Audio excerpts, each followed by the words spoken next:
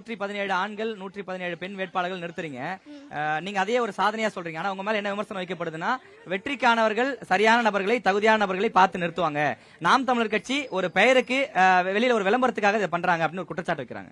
விளம்பரத்தெல்லாம் தாண்டி வெற்றி தோல்விங்கிறது வாக்கு போட்டாதானங்க நாங்க வெற்றி அடைவோம். வாக்க வெளியே போய் வித்துட்டீங்கன்னா நாங்க எப்படி வெற்றி அடைவோம்? ஒரு வாக்குக்கு 3000 5000 காசு கொடுத்தாங்க எப்படி வெற்றி அடைவோம்? தொடர்ச்சியா பேசிட்டே இருக்காரு. மக்கள் அவர் இன்னும் ஏற்கலன்னு தானே தெரியுது. ஆட்சி மாற்றம் ஏற்பட்டுச்சு. அதிமுக திமுகவுக்கு மாறினாங்க. சரியா? அப்ப அதிமுக மக்கள் ஏத்துக்கலையா? சுத்தமா கை கழுவிட்டாங்களா? நீங்க காசு கொடுக்கறது நிப்பாட்டுங்க, இலவசம் கொடுக்கறது நிப்பாட்டுங்க. அவசியம் எங்களுக்கு வாக்கு வரும். எங்களுடைய வாக்கு விற்பனைக்கு ஆயிருது. மக்களுடைய வாக்கு காசு கொடுத்து வாங்கப்படுது ஒழிய மக்கள் உங்களுக்கு வாக்கு செலுத்தவில்லை. ஒண்ணும் இல்லங்க, கலைஞர் நகர்னு ஒரு ஏரியா 40 வருஷமா அவங்க கரண்டே பார்த்தது இல்ல. நாம் தமிழர் கட்சி போராடி அந்த மக்களுக்கு மின்சாரம் வாங்கி கொடுத்தோம். இன்னைக்கு அதையும் துண்டிச்சுட்டாங்க. அப்ப விடியல் ஆட்சின்னு பெருமை பேசக்கூடிய திமுகவுடைய ஆட்சியில விடியாம இருக்கிற ஒரு பகுதிக்கு பேர் கலைஞர் நகர்.